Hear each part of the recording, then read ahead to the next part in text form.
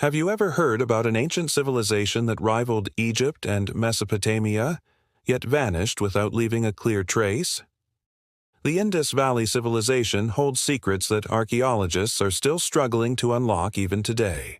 If you love exploring forgotten histories and hidden mysteries of the past, make sure to subscribe, hit the like button, and leave your thoughts in the comments, because in this journey, your curiosity keeps history alive.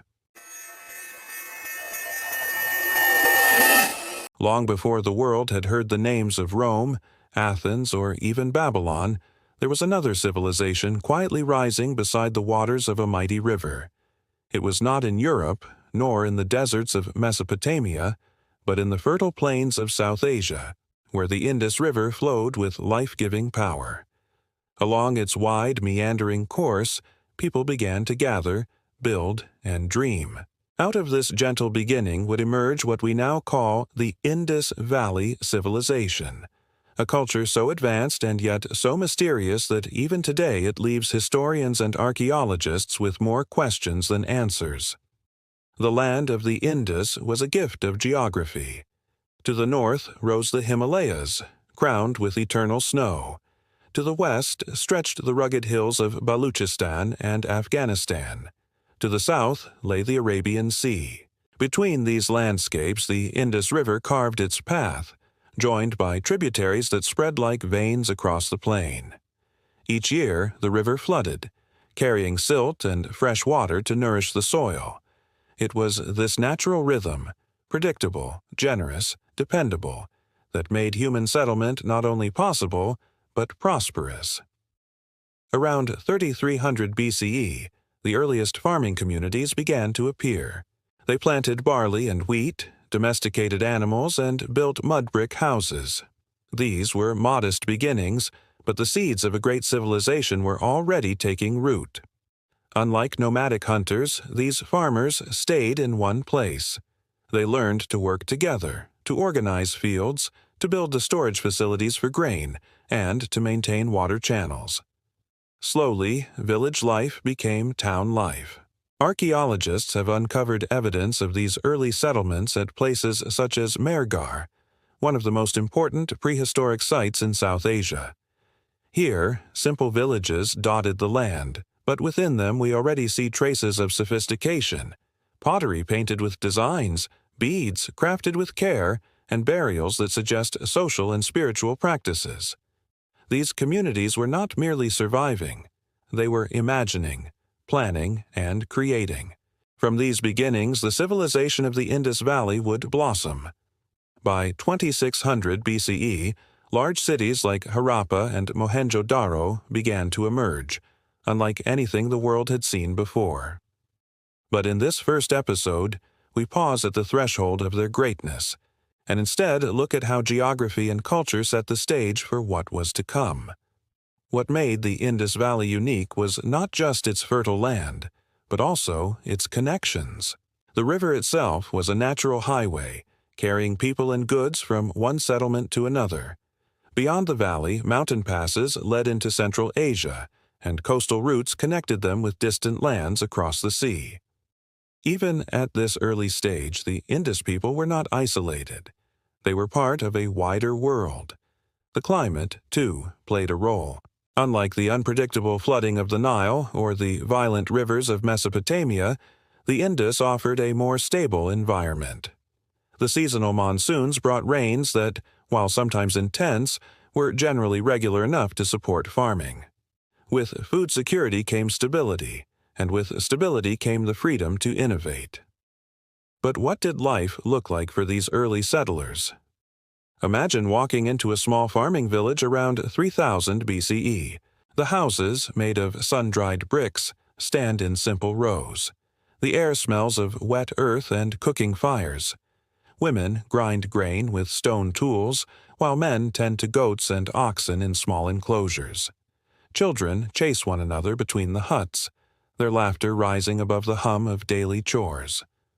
Potters sit at their wheels shaping clay vessels, while beadmakers polish stones to create ornaments that glimmer in the sunlight.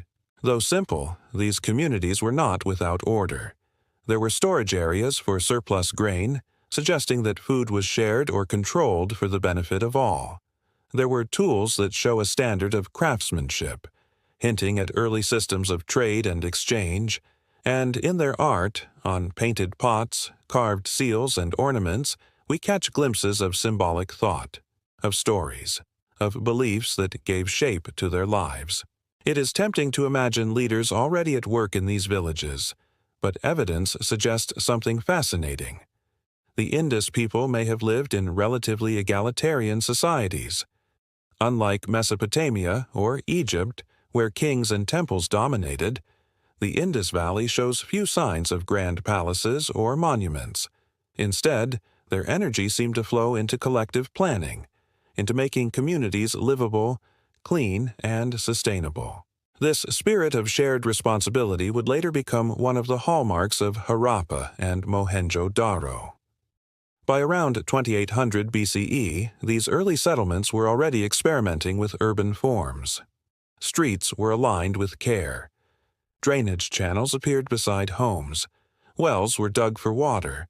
What we see here is not chance, it is design.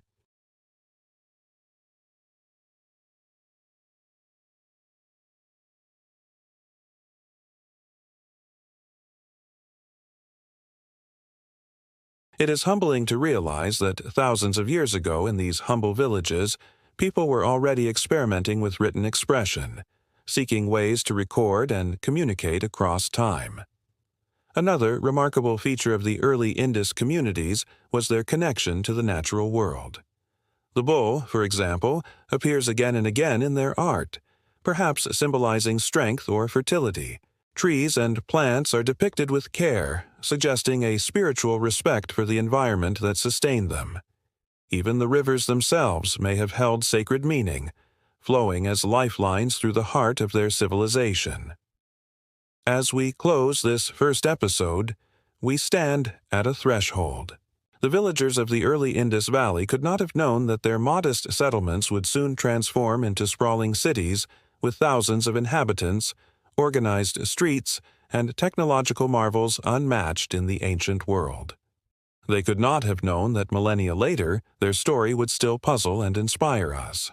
Yet, looking back, we can see the threads already woven: the fertile river, the dependable floods, the cooperative spirit, the emerging art, and the faint beginnings of writing. These were not random elements. Together, they were the foundation stones of one of humanity's earliest urban experiments. In the next episode, we will step fully into the world of Harappa and Mohenjo-Daro during their classical period, cities that astonish us even today with their order, their beauty, and their quiet genius. But for now, we leave the early settlers of the Indus Valley in their villages, tending their fields, shaping their pots, and living lives that, though simple, carried within them the seeds of greatness. When we step into the heart of the Indus Valley Civilization's classical age, we encounter something extraordinary. Around 2600 BCE, the villages that once clung to the riverbanks had transformed into sprawling cities, planned, organized, and alive with human activity. Two names stand above the rest: Harappa in the north and Mohenjo-Daro in the south. Together, they embody the height of this ancient culture, revealing to us a world both advanced and mysterious. From the very first glimpse, what strikes archaeologists about these cities is their design. Unlike the chaotic growth of many ancient settlements, Harappa and Mohenjo-Daro were carefully laid out. Streets ran straight and intersected at right angles, forming a grid pattern that feels surprisingly modern. Main avenues stretched wide enough for carts to pass, while smaller lanes branched off into residential areas. This was not accidental. It was the product of careful planning.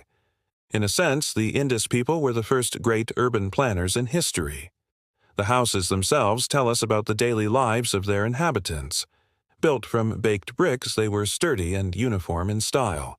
Many had courtyards open to the sky, with rooms arranged around them. Some houses had 2 stories, suggesting both ambition and comfort. What is truly remarkable, however, is that these homes were equipped with features that would not appear in many parts of the world for thousands of years. Private wells provided water, and drains carried waste away into covered sewers beneath the streets. Imagine walking through Mohenjo-Daro and realizing that nearly every home had access to clean water and sanitation, a level of urban infrastructure that even medieval Europe would not match. At the heart of Mohenjo-Daro stood one of the most intriguing structures of the ancient world, the Great Bath. This large rectangular pool was lined with bricks and waterproofed with bitumen. Steps led down into the water from both ends. Scholars believe it may have been used for ritual bathing, a symbol of purity and community life. If so, it offers us a glimpse into the spiritual practices of the Indus people, practices that valued cleanliness, renewal, and perhaps the bond between individual and society. Surrounding these cities were bustling markets and workshops. The Indus people were skilled craftsmen. Bead makers worked with carnelian, lapis lazuli, and shell to produce ornaments that gleamed with beauty. Potters shaped vessels with elegant designs, and seal carvers etched tiny, intricate images of animals and symbols into stone. These seals, often no larger than a coin, may have been used to mark ownership, identify traders, or even carry religious significance. Though we cannot read the script carved upon them, the artistry speaks of a people who valued detail and symbolism. Trade was at the heart of the Indus economy. Within the cities, standardized weights and measures ensured fairness in exchange. This standardization tells us that there was a shared system across the civilization, uniting far-flung communities in a common framework. Beyond the valley, merchants traveled great distances. Archaeological finds show that goods from the Indus reached Mesopotamia, where Sumerian records mention trade with a distant land called Meluha, believed to be the Indus Valley. In return, Mesopotamian products such as wool and silver may have found their way back to Harappa and Mohenjo-Daro. The rivers and seas thus became silent highways, carrying the lifeblood of commerce. But what of governance? Here lies one of the great mysteries of the Indus. Unlike Egypt, with its towering pyramids, or Mesopotamia, with its grand ziggurats, the Indus cities lack monumental palaces or temples. There are no colossal statues of rulers, no inscriptions boasting of kings or conquests. Instead, the architecture emphasizes practicality and community welfare, storage granaries for food, public baths, drainage systems, and standardized urban planning. This absence has led many scholars to suggest that the Indus may have been organized not around powerful monarchs, but through a form of collective or civic administration. If true, it marks them as unique among the ancient civilizations of the world. Religion, however, still had its place. Though no grand temples remain, small figurines and carved seals hint at spiritual beliefs. A recurring image is that of a seated figure, possibly representing a deity linked to fertility or nature. Other seals show sacred animals such as the bull, the elephant, and the rhinoceros.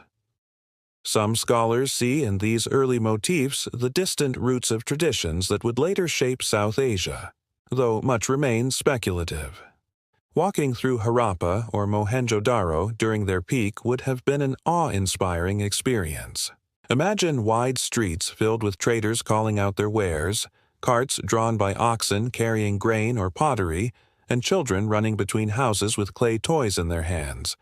The air would have carried the smell of bread baking in communal ovens, the rhythmic sound of hammers from metalworkers, and the soft clatter of beads being polished. In the evening, families might have gathered in courtyards, sharing stories under the starlit sky while lamps flickered gently in the warm night air. The population of these cities may have numbered in the tens of thousands, a remarkable figure for their time. Each person, from the farmer bringing grain into the city to the craftsman shaping a seal, contributed to a web of life that was balanced, efficient, and resilient. The evidence suggests a society with relatively little inequality, at least in visible form. Houses, though varied in size, were similar in style, and public services reached nearly all. Unlike many later civilizations where wealth and power concentrated in the hands of a few, the Indus seems to have invested in the well-being of the whole. Yet even amid such brilliance, the Indus people left behind puzzles. Their script, found on seals and pottery, remains undeciphered to this day. Without it, we cannot hear their voices directly. We cannot read their laws, their poetry, their records of kings or councils. We see only the outlines of their world, silent but eloquent in its architecture, its artifacts, and its enduring mystery. As the classical period of the Indus Valley unfolded, the civilization achieved a harmony of design, culture, and economy unmatched by many of its contemporaries. Harappa and Mohenjo-Daro were not simply cities of their time. They were visions of the future, urban environments so advanced that modern planners still marvel at their achievements. And yet, every civilization, no matter how strong, is shaped by the currents of history. Beyond the river plains, other cultures stirred. Winds of change began to blow from distant lands. Trade routes carried not only goods but ideas, beliefs, and influences. In our next episode, we will explore these external influences, how contact with other civilizations, particularly Mesopotamia, may have shaped the Indus Valley, and how the seeds of connection with the outside world brought both enrichment and new challenges. No civilization exists in complete isolation. Rivers may form boundaries, and mountains may stand as barriers, but trade, curiosity, and human movement always find a way across them. For the Indus Valley Civilization, this truth held firm. While Harappa and Mohenjo-Daro flourished with their carefully planned streets and vibrant markets, they were never alone. Beyond their river plains lay other worlds, worlds that would touch, shape, and leave lasting impressions on the people of the Indus. One of the most remarkable connections was with Mesopotamia, the land between the Tigris and Euphrates rivers. Archaeologists have uncovered Mesopotamian texts that mention a distant land called Meluha. Scholars strongly believe this mysterious name referred to the Indus region. These records speak of ships arriving in Mesopotamian ports, carrying exotic woods, precious stones, ivory, and perhaps even cotton. The latter a fabric that may have been first cultivated in the Indus Valley. In exchange, the Indus people may have received silver, wool, and other goods. The presence of Indus seals in Mesopotamia and Mesopotamian artifacts in Indus sites provides tangible evidence of this exchange. Imagine the sight: a trader from Mohenjo-Daro boarding a sturdy vessel on the Arabian Sea, carrying beads, carnelian jewelry, and finely crafted pottery. Weeks later, that same trader might step onto the docks of a Mesopotamian city, his wares laid out beside those of distant lands. The Indus Valley, though far away, had carved a place for itself in the web of international commerce. But trade was not only about goods, it was also about ideas. The flow of objects across oceans and deserts carried with it new symbols, new beliefs, and new practices. Some scholars suggest that contact with Mesopotamia influenced certain religious motifs found in Indus seals. Others note similarities in art, weights, or administrative tools. While the evidence is not always conclusive, what is clear is that the Indus people were not merely receivers, they were contributors, sending their own ideas outward into the ancient world. Closer to home, the Indus civilization interacted with communities along the Iranian Plateau and Central Asia. The rugged mountain passes that stretched between South Asia and the West served as corridors of exchange. From these regions, the Indus people may have gained new techniques in metallurgy or perhaps new varieties of crops. The circulation of materials such as lapis lazuli, turquoise, and tin suggests a wide-ranging network that tied together diverse lands. Religion and spirituality, too, may have felt the touch of outside influence. While we cannot read the Indus script to know their myths and prayers, we can examine the images they left behind.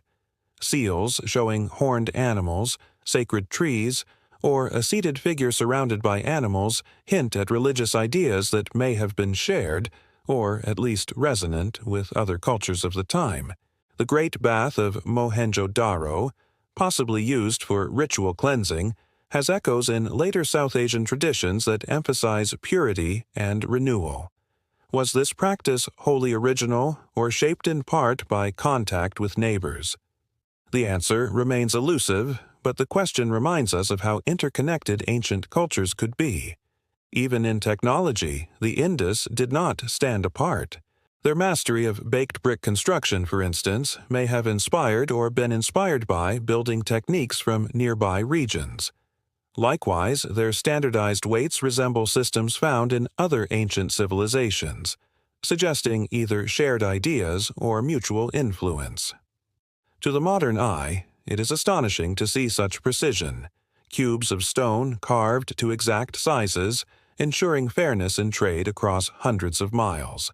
Yet, external influences were not only about enrichment, they could also bring challenges. As trade networks grew, so did dependence. A disruption in distant lands might ripple back to the Indus. Shifts in Mesopotamian politics or conflicts along trade routes could reduce the flow of goods and wealth. The more connected a civilization became, the more vulnerable it was to the wider world's turbulence. Despite these uncertainties, the Indus Valley Civilization seemed to thrive in this era of external connection. Its cities continued to grow, its artisans continued to create, and its traders continued to sail. The civilization absorbed influences not as a passive recipient but as an active participant, adapting, reshaping, and integrating them into its own identity. Imagine walking through a marketplace in Harappa at the height of this cultural exchange. Among the rows of beads, pottery, and tools, you might see objects from distant lands, shining stones from Afghanistan, metals from Iran, perhaps even foreign textiles. Traders from faraway regions might speak in unfamiliar tongues, their presence a reminder that the Indus was part of a world larger than its river valley. The air would be alive not only with the smells of food and craft, but also with the energy of ideas moving between cultures. This interconnection also speaks to the adaptability of the Indus people. Unlike many ancient societies that defined themselves by exclusion, the Indus seem to have been open to blending. Their art shows a mix of local creativity and borrowed elements. Their economy thrived on exchange, not isolation, and their cities, though rooted in their geography, faced outward toward the world. As centuries passed, these external influences became threads in the larger fabric of the Indus story. Some of these threads strengthened their culture, while others may have contributed to pressures that would one day test it. But in this classical age, the interactions of the Indus Valley with the outside world remind us of a truth that endures even now. Civilizations grow not only by what they create within, but also by what they share and learn from beyond. The Indus people lived at a crossroads, between river and sea, between East and West, between tradition and innovation. Their willingness to connect gave them strength, resilience, and a place in the history of the ancient world. In the next episode, we will turn inward again, to look not at external influences, but at the period of growth within the Indus Valley itself. We will see how its people expanded their cities, refined their technology, and created systems so advanced that even today we marvel at their genius. Every civilization has its moment of flourishing, a time when its cities expand, its technology advances, and its influence spreads. For the Indus Valley Civilization, this period of growth came after centuries of steady development, when Harappa, Mohenjo-Daro, and other cities reached their height of sophistication. It was an age of prosperity, of invention, and of quiet brilliance, an age in which the people of the Indus left behind achievements that continue to astonish us today. By the middle of the 3rd millennium BCE, the Indus region was dotted with settlements, both large and small. Harappa and Mohenjo-Daro stood as the giants, but around them dozens of other towns, Lothal, Kalibangan, Dholavira, and more, formed a network that connected the valley from north to south. These cities were not isolated centers of power, rather they were part of a coordinated whole, sharing architectural styles, systems of measurement, and even artistic symbols. This remarkable uniformity suggests a high degree of organization, perhaps guided by shared traditions, beliefs, or cooperative governance. One of the most extraordinary aspects of this growth was the advancement of technology. The Indus people were masters of urban engineering. Their drainage systems, which carried wastewater through covered channels, remain some of the most impressive in the ancient world. Wells, both private and public, dotted the cities, ensuring a constant supply of clean water. Streets were not only straight but often elevated to allow for better flow of rainwater. This was not only practical but visionary. It reflected a concern for hygiene and public health that was centuries ahead of its time. Craft industries also blossomed. Indus artisans perfected the art of bead making, drilling tiny holes into semi-precious stones with astonishing precision. Their pottery, fired in kilns, was both functional and elegant, decorated with simple yet striking designs. Metalworkers smelted copper and bronze to create tools, weapons, and ornaments. Evidence suggests they even experimented with new alloys and techniques, pushing the boundaries of what was possible with the materials they had. Trade expanded as never before. The standardized system of weights and measures allowed merchants to exchange goods with fairness and consistency. From the highlands of Afghanistan came lapis lazuli, its deep blue prized for jewelry. From Central Asia and Iran came tin, essential for making bronze. From coastal regions came shells and pearls, while inland farmers provided grains, cotton, and livestock. The Indus cities became hubs where goods from across regions converged, exchanged, and traveled outward again to distant lands. The economy was not only about long-distance trade. Within the valley, markets bustled with daily activity. Farmers brought their harvests, potters their vessels, weavers their cloth, and fishermen their catch. Imagine the scene.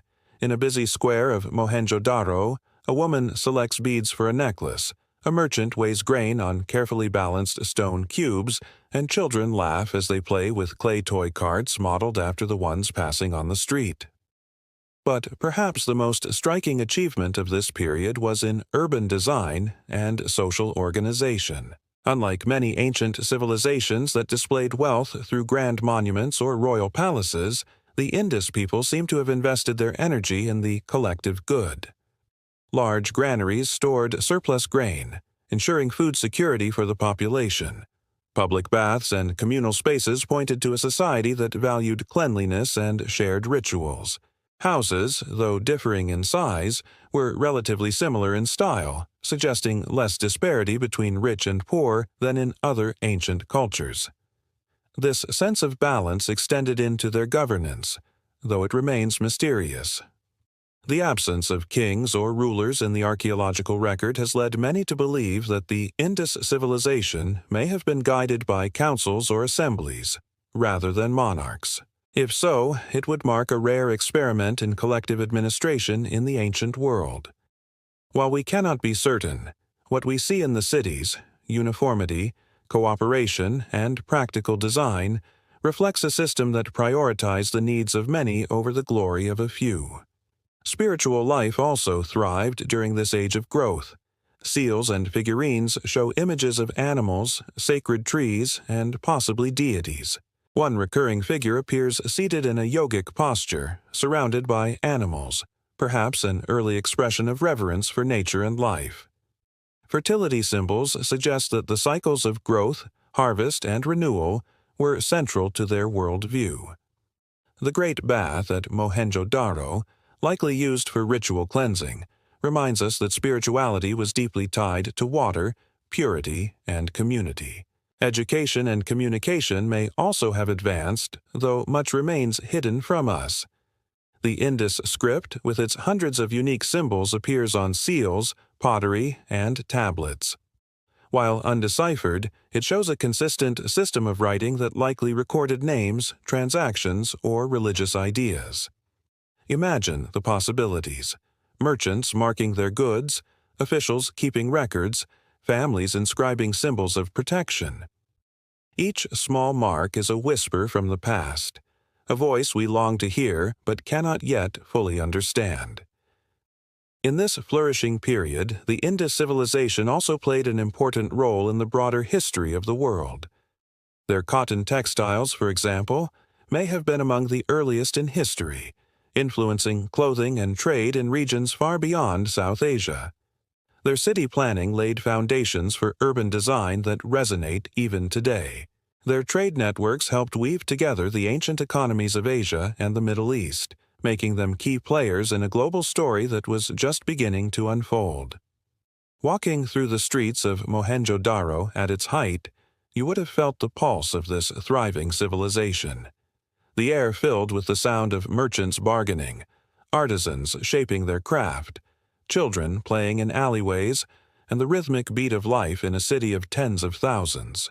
The scent of bread baking, fish drying, and incense burning would mingle in the air, a sensory reminder that here in the Indus Valley, people had built a world that was both practical and beautiful. This period of growth was not only about material wealth, but about harmony. A harmony between people and environment, between city and countryside, between local traditions and external influences. It was a balance that allowed the Indus Valley civilization to thrive for centuries. Yet, as history teaches us, no age of growth lasts forever. The same forces that build can also challenge. Environmental shifts, social changes, and external pressures would eventually test this great civilization. In the next episode, we will turn to the period of crisis, a time when the Indus Valley faced challenges that threatened its stability, and when the brilliance of its growth began to fade into uncertainty. Every great civilization, no matter how advanced, eventually faces moments of difficulty. For the Indus Valley Civilization, after centuries of prosperity and growth, the rhythms of life began to falter. Harappa and Mohenjo-Daro, once symbols of stability and order, entered a time of uncertainty. Archaeologists call this the period of decline, but it may be better understood as a period of crisis, a gradual unraveling of the systems that had long supported these remarkable cities. The first signs of trouble came not from invaders, nor from political collapse, but from nature itself. The Indus Valley depended deeply on its rivers. The Indus and its tributaries were the veins that carried water, silt, and life across the land. But rivers are not permanent. They shift, dry, and change course over time. Geological evidence suggests that one of the major rivers of the region, the Ghaggar Hakra, sometimes linked with the mythical Saraswati River, began to dry up around this time. With its disappearance, farming communities that had depended on its waters were forced to abandon their fields. At the same time, the monsoon rains, so crucial for agriculture, seemed to have weakened. Studies of ancient climate patterns reveal a period of prolonged drought beginning around 2000 BCE. Without regular rains, harvests failed. The fertile lands that had once produced abundant wheat and barley now struggled to feed growing populations. The delicate balance between people and environment began to tilt. In the cities, the impact was visible. Archaeologists have found signs of neglect in Mohenjo-Daro's once carefully maintained drainage system. Streets that had been swept clean now filled with debris. Wells dried or fell into disrepair. Houses showed signs of overcrowding, as families may have moved into the cities from struggling rural areas. The once orderly urban grid seemed to lose its sharpness, replaced by a sense of strain. Economic life also faced challenges. Long-distance trade, which had once linked the Indus Valley to Mesopotamia, appears to have weakened. In Mesopotamian records, references to Meluha fade after 1900 BCE. Whether due to shifting trade routes, political instability abroad, or the decline of Indus ports, the loss of these exchanges would have hurt craftsmen and merchants alike. Without the steady flow of materials such as tin, artisans could no longer produce bronze tools and ornaments at the same scale. Yet, in this period of crisis, it is important to note that the Indus Valley did not collapse overnight. Instead, the change was gradual. People adapted as best they could. Some communities shifted eastward, closer to the still-flowing waters of the Ganges Plain. Others turned inward, focusing on smaller, more localized settlements rather than vast urban centers. The great cities dwindled, but life continued, transformed rather than extinguished. Social organization may also have shifted. The civic systems that had once maintained public baths, granaries, and sewers required collective effort. As resources grew scarce, cooperation may have frayed. Smaller houses, crowded into former open spaces, suggest that families began prioritizing their own survival over communal planning. It is here, perhaps, that we see the limits of the Indus model of shared responsibility. Without abundance, harmony became harder to sustain. The decline is also visible in their art and writing. The once finely carved seals became simpler. The use of the Indus script, never fully understood, appears less frequently. Was it that literacy waned, or that the purposes of writing, trade, administration, ritual, were no longer as necessary? We cannot say for certain, but the silence of their script grows louder in this time of change. Despite these struggles, the Indus people showed remarkable resilience. They did not vanish into history. They adapted to new realities. In some areas, farming communities learned to live with less water, planting crops suited to drier conditions. In others, traditions of craft and trade persisted, though on a smaller scale. The decline of Mohenjo-Daro, or Harappa, did not mean the disappearance of their culture, but rather its transformation into something more modest and dispersed. For the people themselves, this must have been a time of mixed emotions. Imagine a family living in Mohenjo-Daro during its later days. Their street, once quiet and orderly, is now busier and more crowded. The drains overflow, and the air smells less clean. The well that once provided water with ease now runs low in the summer. The father, once a skilled craftsman making beads for distant trade, now struggles to find buyers. The mother stretches meals of grain further, while the children sense the uncertainty in their parents' voices. Yet life goes on. They light lamps in the evening, share food with neighbors, and hope for rains that may or may not come. Historians once believed that the Indus Valley Civilization ended suddenly, perhaps destroyed by invading armies. But modern evidence paints a gentler, though no less tragic, picture. There is little sign of warfare or conquest. Instead, it was environmental stress, economic strain, and social change that brought about the decline. Unlike the dramatic fall of Rome or the collapse of the Maya, the Indus story is one of slow fading, like a candle burning low until its flame flickers out. And yet, even as the great cities declined, the spirit of the Indus endured. Elements of their culture, agriculture, craft traditions, religious symbols, continued in the smaller villages that followed. Some scholars believe that aspects of Indus spirituality influenced later South Asian traditions, including reverence for water, animals, and fertility. The civilization's memory lived on, woven quietly into the fabric of the subcontinent's future. The period of crisis, then, is not only a story of decline, but of transition. The Indus Valley people were forced to change, to leave behind their monumental cities, and to seek new ways of living. Their story reminds us that civilizations are not immortal, but neither are they entirely lost. They evolve, fragment, and leave legacies in unexpected places. In the next episode, we will see how, out of this period of difficulty, new forms of life emerged. The Indus people entered a period of transformation and modernization, carrying fragments of their past into new futures, and setting the stage for the cultural landscapes of South Asia that would follow. When a great civilization begins to decline, it does not simply vanish, it adapts, transforms, and seeks new pathways to survival.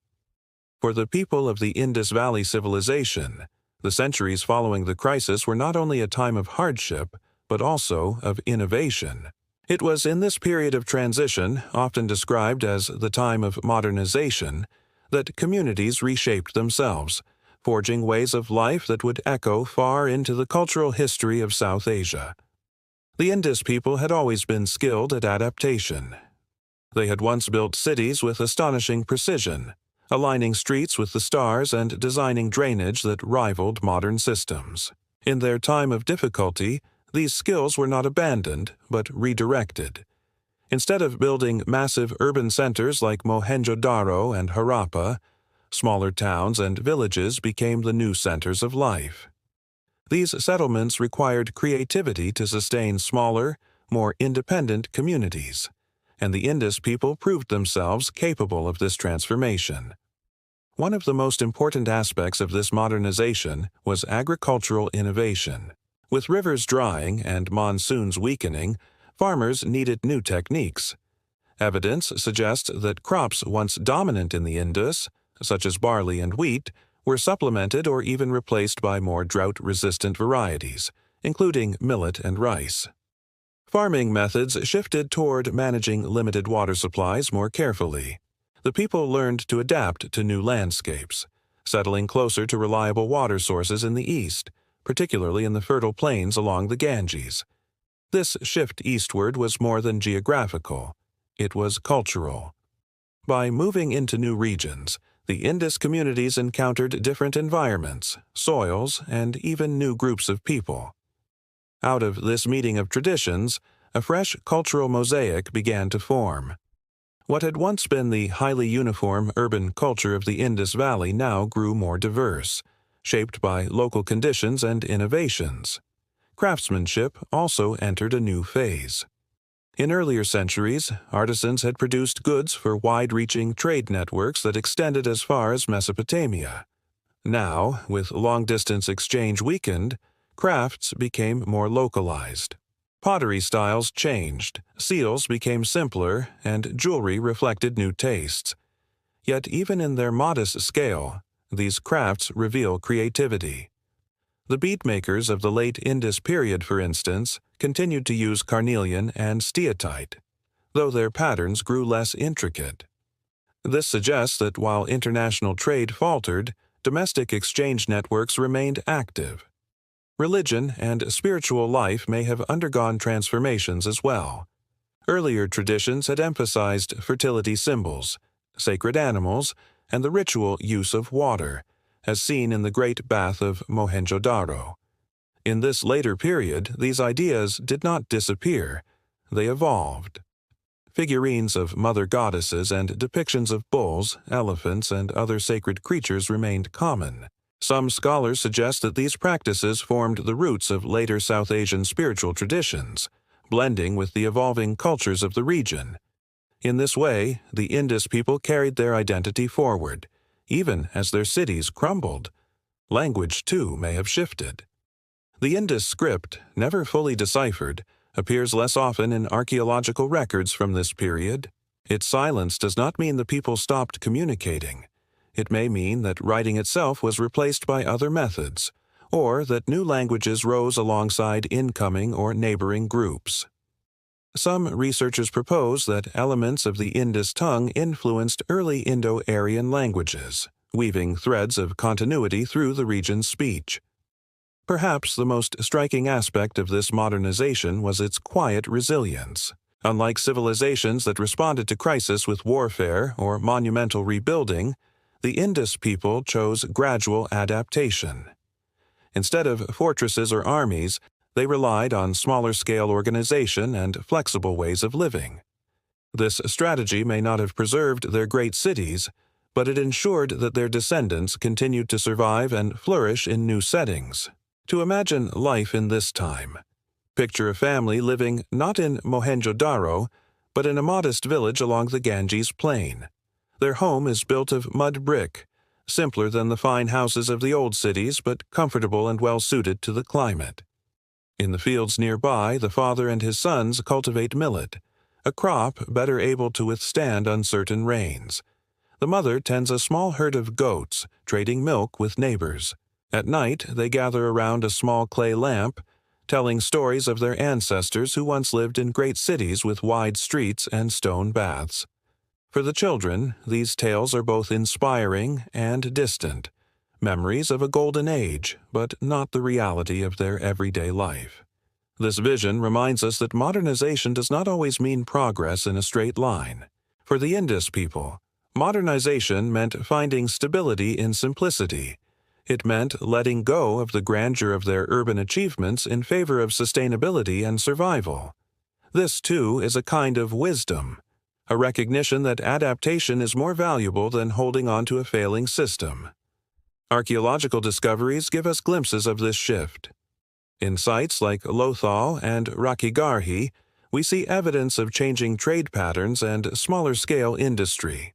In regions to the east, early settlements foreshadowed the later rise of cultures that would dominate the subcontinent.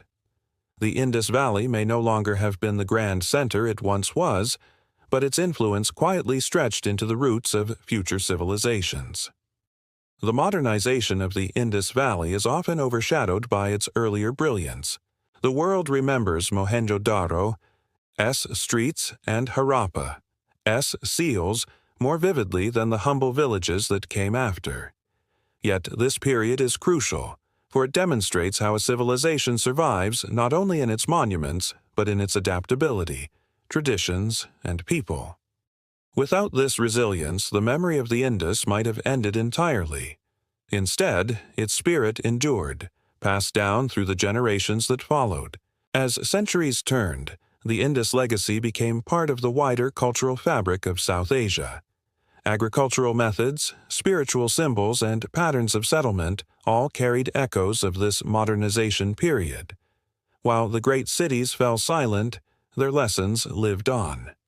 The Indus people may not have known it, but in choosing survival through adaptation, they were shaping the foundations of the world that would come after them. In the next episode, we will explore the mysteries and unresolved questions that still surround the Indus Valley. Despite decades of research, their script remains undeciphered, their political system uncertain, and their final decline open to interpretation. The Indus civilization remains one of history's greatest enigmas, a riddle carved into the dust of time. Every civilization leaves behind questions, but few are as mysterious as the Indus Valley. Unlike Egypt, where hieroglyphs tell of kings and gods, or Mesopotamia, where clay tablets record trade and law, the Indus left us mostly silence.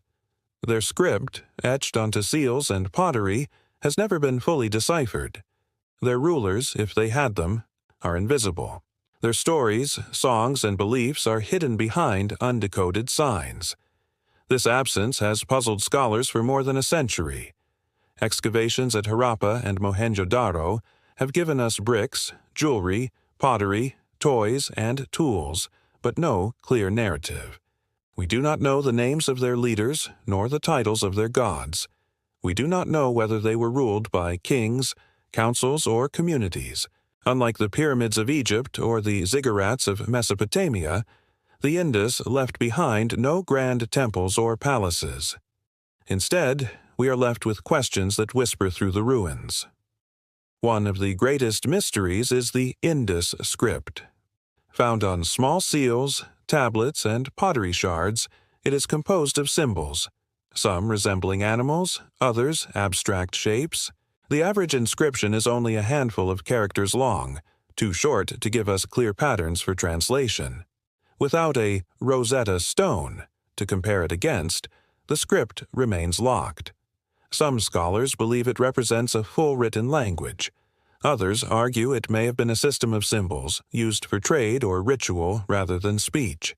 Until we unlock its meaning, the Indus people remain voiceless in the pages of history. Another mystery lies in their political organization.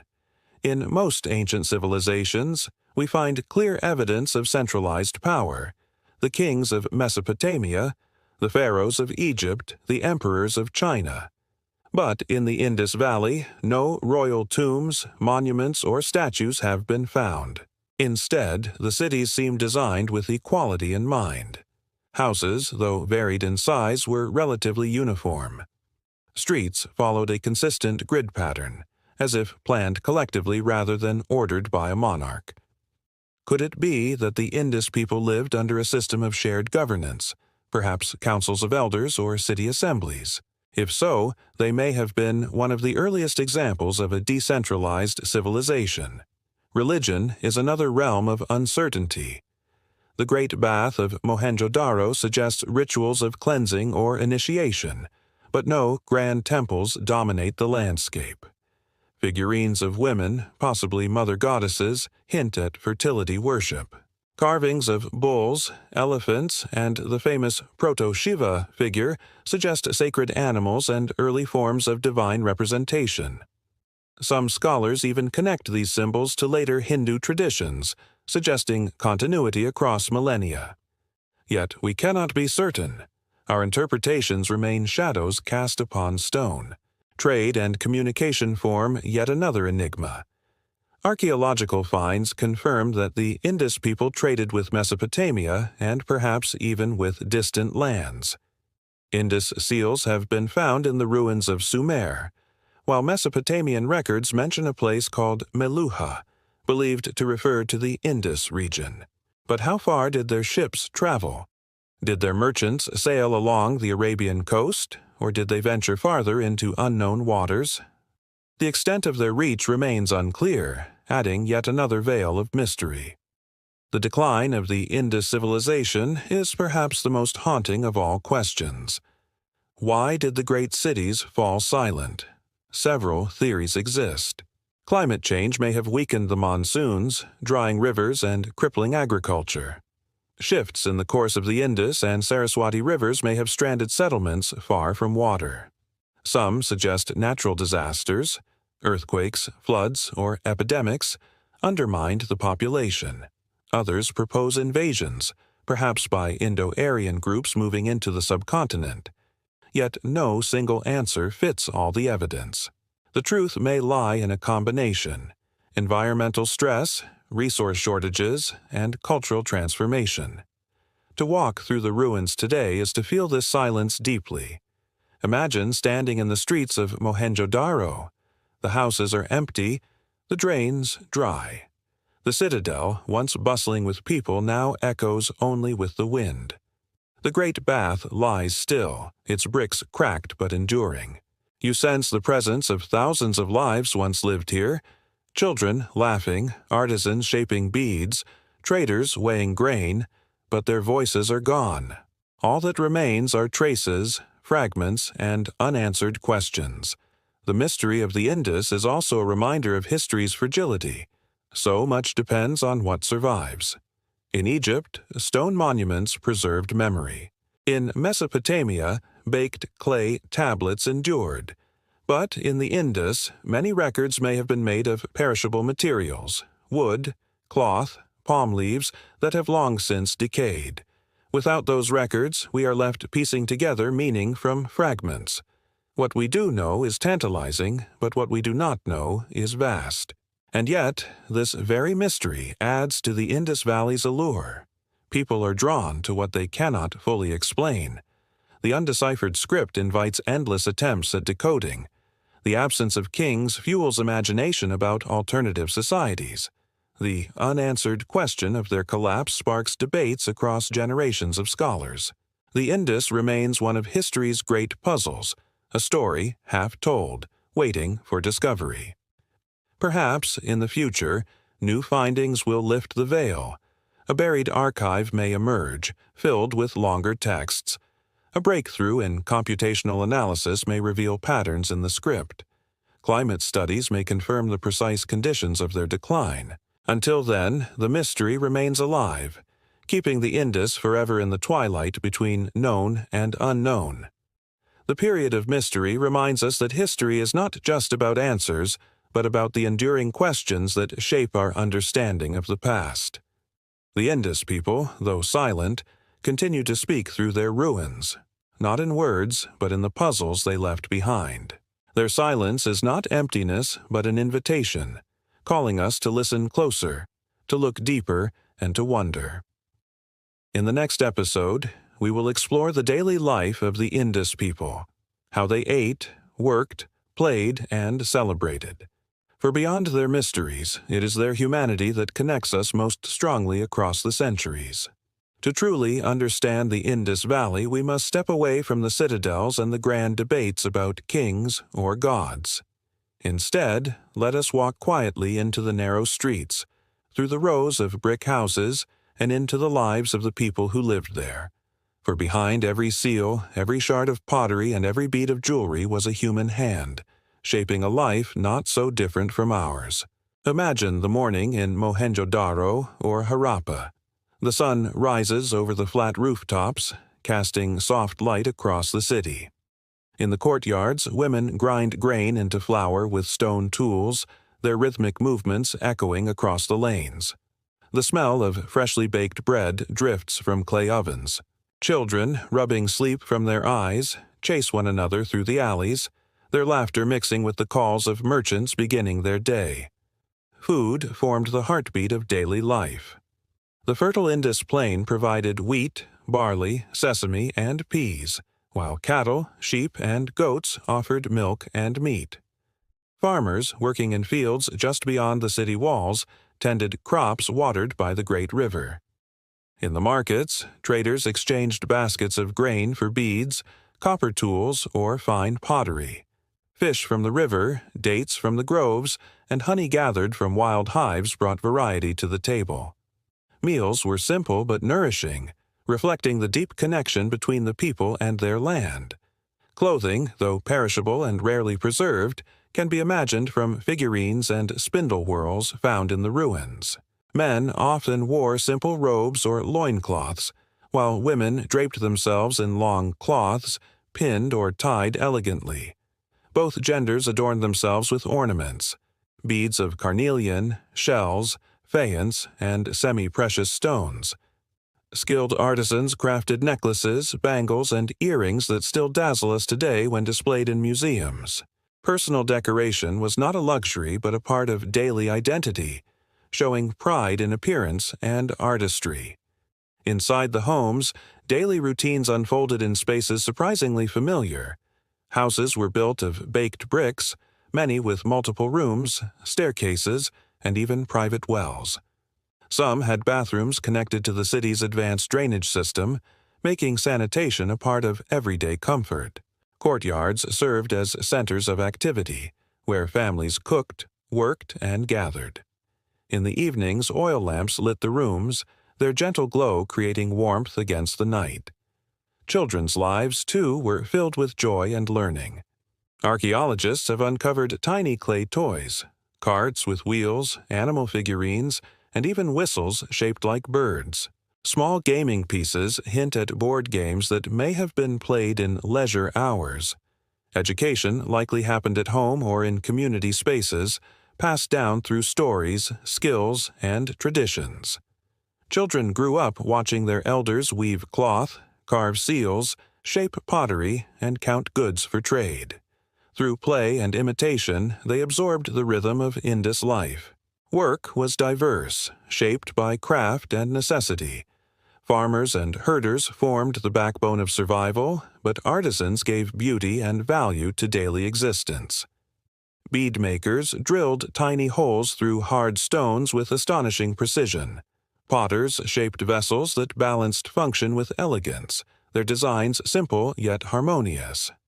Metalworkers fashioned tools, blades, and ornaments from copper and bronze. Traders carried goods by bullock carts along dusty roads or loaded them onto boats to sail the rivers. Each person's skill contributed to the strength of the community. Religion and ritual, though mysterious to us, were likely woven into everyday practices. Small figurines of women, interpreted as mother goddesses, suggest a focus on fertility and life. Seals depicting animals may have held symbolic or sacred meanings. The Great Bath, with its carefully constructed water channels, may have hosted ritual cleansings that brought communities together. Festivals, though unrecorded, surely marked the cycles of seasons, harvests, and river floods. In these gatherings, music, dance, and shared meals may have filled the streets with joy. Life was not without challenges. Illness, injury, and the unpredictability of nature shaped the rhythm of survival. Yet the infrastructure of the cities, the drainage systems, wells, and standardized bricks, reveals a collective effort to protect and sustain community well-being. This sense of shared responsibility suggests that cooperation was not merely a necessity, but a value deeply ingrained in daily life. Even leisure found its place in the Indus Valley. Music likely filled the air, for archaeologists have uncovered flutes, drums, and rattles. Songs may have accompanied work in the fields or rituals in the city squares. Storytelling, passed orally, preserved myths, histories, and wisdom across generations. On cool evenings, families may have gathered on rooftops beneath the stars, sharing tales while the river whispered nearby. Perhaps the most striking feature of Indus daily life is its order and planning. Cities were not chaotic clusters of houses, but carefully designed spaces. Streets intersected at right angles. Drains carried waste away from homes. Storage areas kept grain secure. Standardized weights ensured fairness in trade. This quiet orderliness suggests a society that valued balance, equality, and collective well-being over monuments to individual power. To imagine an Indus day is to feel both its familiarity and its distance. Their tools were simpler, their world bounded by the rhythms of nature, yet their concerns, food, shelter, family, beauty, and belief, remain timeless. The people of the Indus lived lives full of work and play, ritual and rest, laughter and sorrow, just as we do. Their ruins do not echo with kings or conquests, but with the quiet persistence of ordinary human lives lived with dignity and skill. And so, when we gaze upon a tiny bead, a clay toy, or a baked brick from Mohenjo-Daro, we glimpse more than artifacts. We glimpse a child's delight, a craftsman's patience, a family's home. These fragments remind us that history is not only about empires and battles, but also about the countless unnamed lives that built the foundations of civilization. In the next episode, we will turn to the enigmatic art and undeciphered script of the Indus Valley, a world of seals, symbols, and secrets that continue to challenge and inspire us. Among the many mysteries of the Indus Valley, none are as captivating as its art and script. Unlike the towering statues of Egypt or the monumental ziggurats of Mesopotamia, the Indus left behind subtler creations, tiny seals, delicate figurines, carefully crafted ornaments. Their art whispers rather than shouts, yet within these whispers lies a world of meaning. Let us begin with the seals, the most iconic artifacts of the Indus. Made of steatite, a soft stone carved with remarkable precision, these seals are usually square, fitting neatly into the palm of the hand. Each bears a combination of images and symbols: majestic animals, bulls with sweeping horns, elephants, tigers, rhinoceroses, and mythical creatures unlike any known species. Above these figures, lines of mysterious signs form what we now call the Indus script. What purpose did these seals serve? Archaeologists believe they were used in trade, pressed into soft clay to mark ownership or authenticate goods. Yet they were more than practical tools. The care and artistry in their designs suggest spiritual or cultural significance. A seal was not just a stamp, but a symbol of identity, belief, and connection. The animals depicted carry meanings we can only guess at. Was the horned bull a symbol of strength, fertility, or divine power? Did the elephant embody wisdom and stability, as it would in later Indian traditions? The composite creatures, part bull, part human, part bird, may hint at myths long forgotten, stories once told by firelight but now lost to silence. The Indus script itself is among the world's greatest unsolved puzzles. Composed of around 400 distinct signs, it appears on seals, pottery, weights, and amulets. Some signs are simple: a fish, a jar, a stick. Others are abstract, combinations of lines and curves. No one knows if it represents a full language like cuneiform or hieroglyphs, or if it was a symbolic system, like heraldic emblems or shorthand notations. For decades, scholars have tried to unlock the script's secrets. Some argue it encoded a Dravidian language, ancestral to Tamil. Others propose links to early Indo-Aryan tongues. Still others suggest it may not be a language at all but a set of religious or clan symbols. Without longer texts, since most inscriptions are just a few signs, we remain adrift in uncertainty.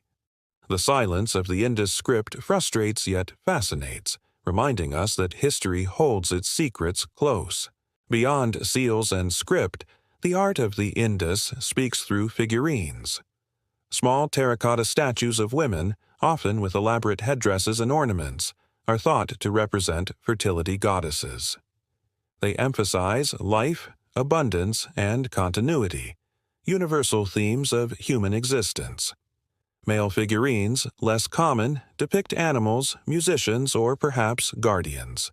These pieces suggest that art was woven into everyday ritual, reflecting values of nurture, protection, and celebration.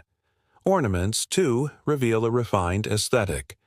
Beads made of carnelian, lapis lazuli, turquoise, and faience were drilled with astonishing skill. Some were so small that modern jewelers marvel at the precision of their creation. Necklaces, bangles, and anklets adorned men and women alike, showing that beauty and decoration were deeply valued. These beads also traveled far. Carnelian from Gujarat has been found in Mesopotamian graves, proof of the Indus people's artistry reaching across continents. Pottery offers another window into their creativity. Though mostly functional, many vessels display painted designs, geometric shapes, fish, birds, and plant motifs. These were not grand murals but humble expressions of order and harmony, bringing beauty into daily life. A pot used for storing grain might also carry a design that connected the household to broader cultural or spiritual patterns. Music, though fleeting, also left traces. Archaeologists have unearthed terracotta rattles, small drums, and flutes. Such instruments hint at songs sung in markets, rituals accompanied by rhythm, and children entertained by playful sounds. Art in the Indus Valley was not confined to elite or monumental contexts. It lived in the hands of ordinary people, woven into the fabric of daily life. Yet the greatest enigma remains. Why did such a sophisticated culture, capable of intricate art and symbolic writing, leave behind no grand temples or royal inscriptions?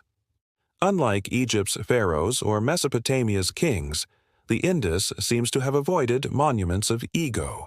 Their art is intimate, portable, communal, rather than towering and permanent. This humility makes their civilization feel different, even modern in its quiet restraint. The Indus script, especially, keeps us captivated.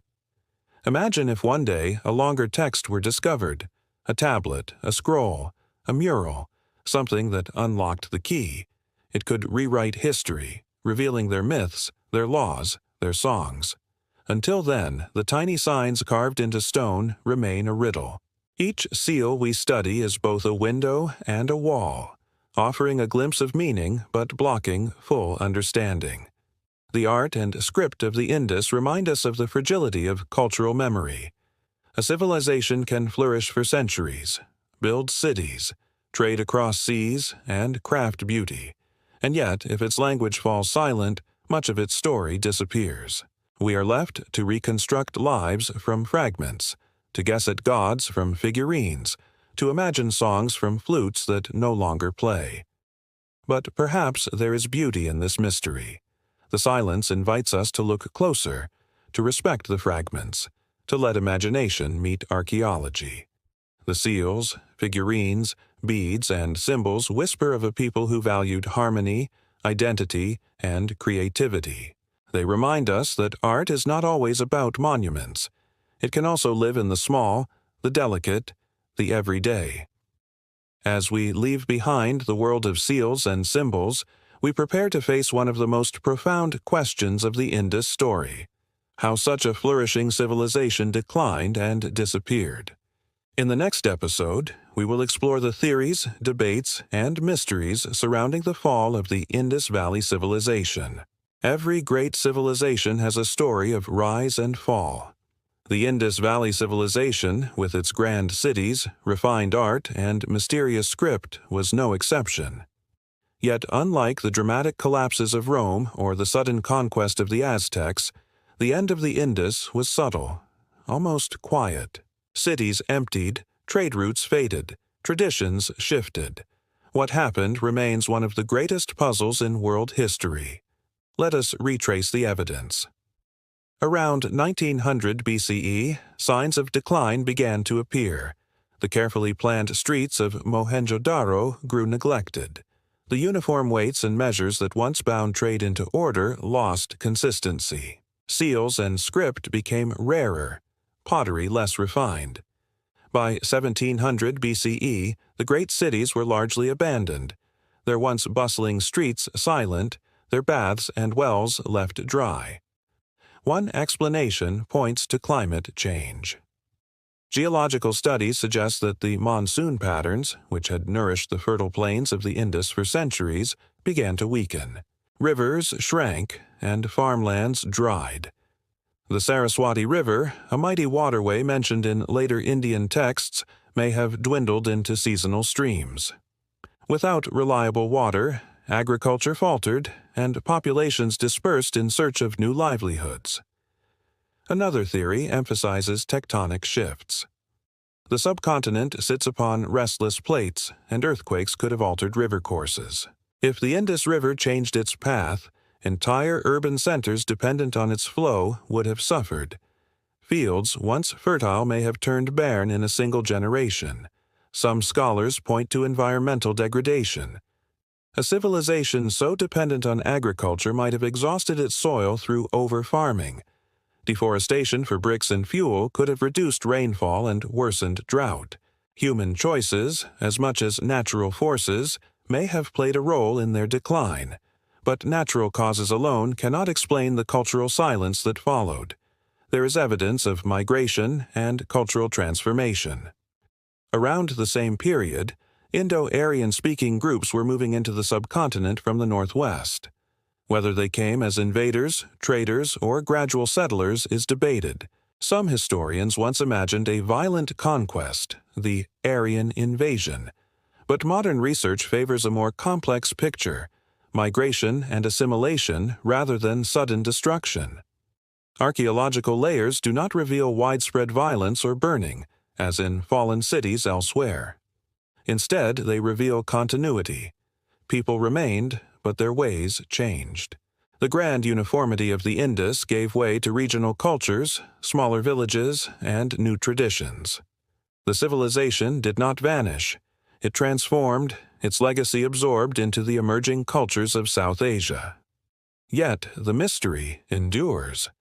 Why did such a sophisticated system, urban planning, trade networks, standardized weights, artistic seals, dissolve so completely? Why was the script forgotten, leaving no memory of its words? It is as if an entire language, an entire world view, slipped quietly into the sands of time.